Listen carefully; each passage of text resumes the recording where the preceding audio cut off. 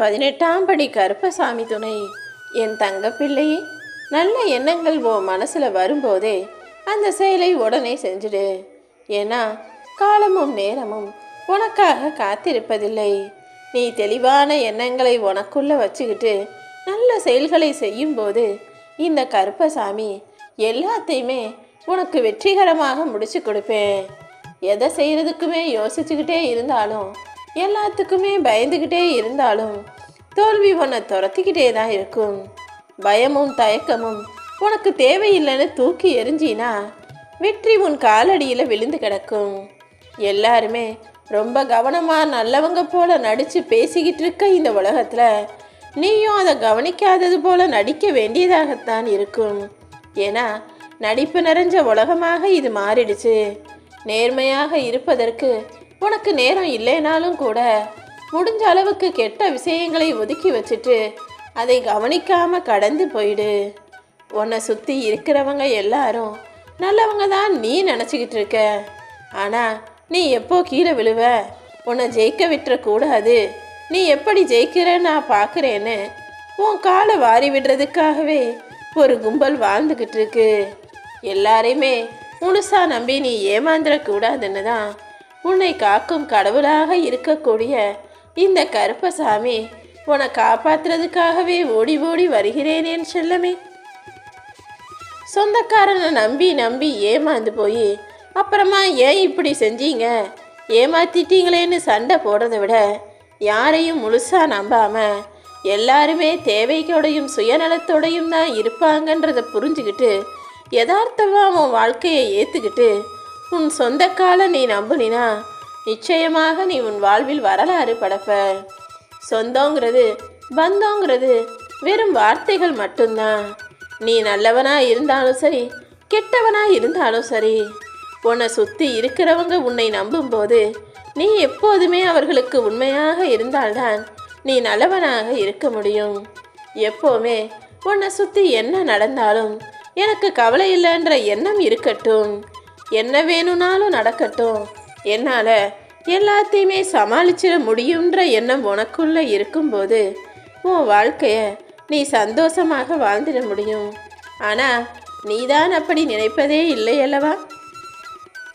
எப்போவுமே எந்த கஷ்டமுமே இல்லாத போதும், எந்த பிரச்சனைகளுமே இல்லாத போதும் நல்லவனாக வாழ்கிறது சாதனை கிடையாது. மோசமான சூழ்நிலையில் இருக்கும் போதும் நல்லவராக இருப்பது தானே சாதனை. எப்போ என்ன பிரச்சனை வந்தாலும் சிக்கல்லையே மாட்டிக்கிட்டாலும் கூட ஒழுக்கம் தவறாமல் நேர்மையாக நியாயமாக வாழக்கூடிய பிள்ளையாக நீரு. உன்னை புரிந்து கொள்ளாதவர்களிடம் நீ என்னதான் அழகாக எடுத்து சொன்னாலும் புரிஞ்சிக்க மாட்டாங்க. பிடிவாதக்காரர்களிடம் நீ எந்த விதத்தில் வாதாடினாலும் நீ ஜெயிக்கவே முடியாது. நான் சொல்கிறது தான் சரின்னு பேசுகிறவங்க கிட்டையும் நீ எனக்கு தேவையில்லை, நீ சொல்கிறத நான் ஏற்றுக்க மாட்டேன்னு பிடிவாதம் பிடிப்பவர்களிடமும் உன்னை புரிந்து கொள்ளாதவர்களிடமும் அமைதியாகவே இருந்துவிடு. எல்லாத்தையுமே இந்த கருப்பசாமி நான் பார்த்துக்கிறேன். ஏமாந்து போய் நிற்கிற உன்னை யாரெல்லாம் முட்டாள்னு நினைக்கிறாங்கன்னு எனக்கு தெரியும். உன்னை ஏமாத்திட்டதுனால அவங்க என்னவோ புத்திசாலி நினச்சிக்கிட்டு இருக்காங்க. ஆனால் அந்த எத்தனுக்கும் எத்தனாக நான் இருப்பேன். உன்னை ஒரு முறை ஒருத்தர் ஏமாத்திருந்தாங்கன்னா அவங்க 10 முறை 10 பேர்கிட்ட ஏமாறக்கூடிய அளவுக்கு எல்லாத்தையுமே நான் செஞ்சு முடிப்பேன். எல்லாமே நிச்சயமாக மாறும். வெற்றியும் தோல்வியும் வாழ்க்கையில் ஒரு அனுபவம் தான். அப்படி தானே உன் வாழ்க்கையில் ஒவ்வொரு நாளும் ஒவ்வொரு விதமான அனுபவங்கள் கிடைக்கிது.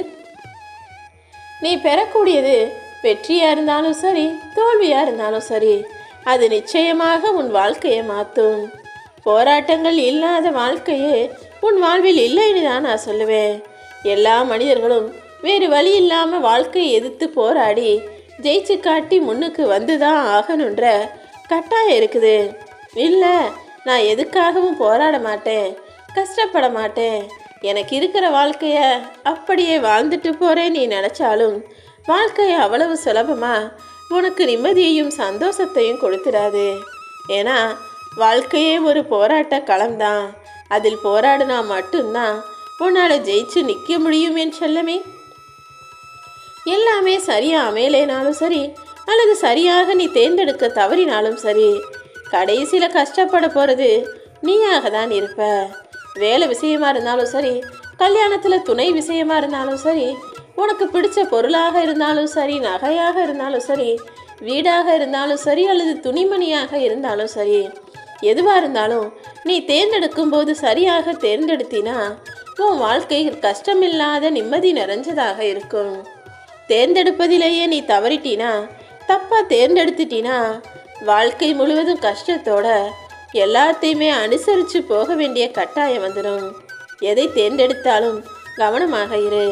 வாழ்க்கையில் முன்னேறவே முடியலையே நினச்சி கவலைப்படாமல் முயற்சி செஞ்சால் முன்னேற முடியும்னு முழு முயற்சிகளையும் முழு உழைப்பையும் செஞ்சினா, அந்த தன்னம்பிக்கை உனக்குள்ளே இருந்ததுன்னா நிச்சயமாக நீ ஜெயிப்ப.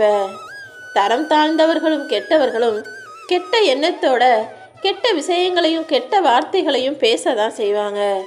அப்படி கெட்ட எண்ணத்தோடு உன்னிடம் வந்து பேசும் மனிதர்களுக்கு நீ பதில் ஏதும் சொல்லணுங்கிற அவசியமே இல்லை. என்னதான் நீ நல்லவனாக இருந்தாலும் அவர்கள் தாழ்ந்த எண்ணத்தில்தான் உன்னை தரம் கெட்டு விமர்சிப்பார்கள். உன்னை நோக்கி வரும் தாழ்ந்த விமர்சனங்களுக்கும் தரம் கெட்ட வார்த்தைகளுக்கும் நீ பதிலடி கொடுக்க வேணாம். அடுத்தவங்க எப்போவுமே யாருமே கெட்டு போகணுன்னு நீ நினச்சது கிடையாது. ஆனால் யாராவது உன் வாழ்க்கையை இப்படி நினச்சிக்கிட்டு உன்னை அழிக்கணுன்ற முடிவோட உன்னை தப்பாக பேசும்போதும் தவறாக சொல்லும் போதும் நீ ஏன் அதை பெருசாக எடுத்துக்கிற?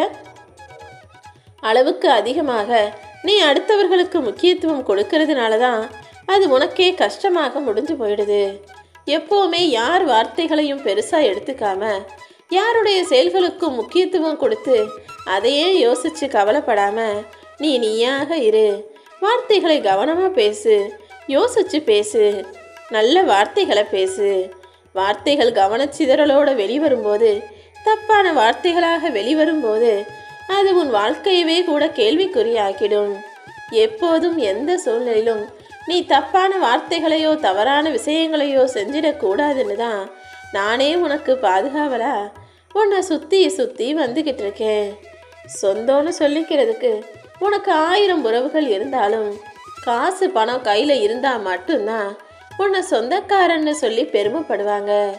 அப்படி உனக்கே காசு பத்தாத கடன்பட்ட சூழலில் இருந்தீனா, உன்னை தேடி வந்தா உன்கிட்ட பேசுனா எங்கே கடன் கேட்டுருவியோ உதவி கேட்டுருவியோன்னு பயந்து உன்னை விட்டு ஒரு தூரமாகவே தான் இருப்பாங்க. காசு பணம் இருந்தால்தான் 1000 உறவுகளும் உனக்கு மதிப்பு தருவாங்க. அப்படி இல்லைனா இந்த உலகத்தில் யாரும் யாரையும் மதிக்க மாட்டாங்க என்பது தானே இந்த கலியுக காலமாக இருக்கு. நீ பேசினாலே தப்பு தான், நீ சொல்கிறது எல்லாமே தப்பு தான் நினைக்கக்கூடிய ஒரு சில மனிதர்களிடம் நீ பேசுவதை விட பேசாமல் இருப்பதே நல்லது. நீ பேசுகிறத தப்பாக புரிஞ்சுக்கிட்டு உன்னை தப்பாக நினைக்கிறவங்க கிட்ட நீ எதுவுமே பேசாத. அதற்கு பதிலாக நீ எல்லாரையும் பொறுமையோட கடந்து போயிடு. நம்ம பொய் சொன்னால் அடுத்தவங்க நம்மளை நம்புவாங்க, நம்மளை நல்லவன் நினைப்பாங்கன்னு நினச்சிக்கிட்டு பொய்யான பொய்களை இனிப்பான பொய்களை பேசி அடுத்தவங்களுக்கு நீ நல்லவனாக நடிக்கிறத காட்டிலும் உண்மைகளை பேசிட்டு போ. அது யாரையுமே கஷ்டப்படுத்தாது. உண்மைதான் எப்போதும் பெரிய விஷயம், புனித விஷயம். வாழ்க்கையை பற்றி யார் சொன்னாலும் அந்த அளவுக்கு வாழ்க்கை புரியாது. ஆனால் வாழ்க்கையே அது எப்படிப்பட்டதுங்கிறத எல்லாத்துக்கும் புரிய வச்சிடும். அப்போதாவது வாழ்க்கையை புரிஞ்சுக்கிட்டு வாழ ஆரம்பி என் செல்லமே. உன்கிட்ட இல்லாததை நினச்சி நீ கவலைப்படவும் வேணாம், இருக்கிற விஷயங்களை நினச்சி பெருமைப்படவும் வேணாம். எல்லாமே மாறுவதற்கு ஒரு நொடி போதுமல்லவா? எல்லாத்தையுமே காலம் மாற்றும் என நம்பு. உன் வாழ்க்கைக்கான வெற்றிகரமான காலத்தை நான் உருவாக்குறேன். ஒருவர் அதிகமான ஆட்டம் போட்டு அடையாளமே இல்லாமல் போவதற்கு நல்ல உதாரணம் கொஞ்ச நேரம் ஆடக்கூடிய பம்பரம் தான். பம்பரம் எவ்வளோ வேகமாக சுற்றுது, கடைசியில் மயங்கி கீழே விழுகுது. ரொம்ப ஆடுனா கீழே விழுந்துருவோன்றத வாழ்க்கையில் மறக்காத.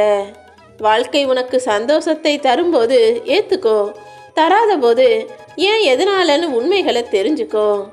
வாழ்க்கை வழிகளை கொடுக்கும்போது கற்றுக்கிறணும், வழிகளை கொடுக்காத போது சந்தோஷத்தை ஏற்றுக்கொள்ளணும். எல்லா வாழ்க்கையும் எல்லா கஷ்டங்களும் வரத்தான் செய்யும். ஆனால் எந்த இடத்துலையும் போய் நான் சொல்கிறது தான் சரி, நான் செய்கிறது தான் சரின்னு மட்டும் உன்னை நீயே உயர்வாக அடுத்தவங்க முன்னால் பேசிக்காத. எல்லாத்தையும் எல்லாருக்கும் புரிய வைக்கிறதுக்குன்னு காலம் நிச்சயமாக வரும். ஒரு சிலர் உன்னை அவமானப்படுத்தி அழுக வைக்கலாம். ஒரு சிலர் உனக்கு அவமானத்தை கொடுத்து அறிவை தரலாம், அமைதியை தரலாம். ஆனால் எப்போதுமே அவமானத்தை உனக்கு சாதகமாக பயன்படுத்திக்கிட்டு அதை மாற்றி அமைச்சு நீ வெகுமானத்தை பெறக்கூடிய அளவில் வெற்றி பெற வேலை செய். உன் வாழ்க்கையை இந்த கருப்பசாமி நிச்சயமாக உயர்த்தி பிடிப்பேன்.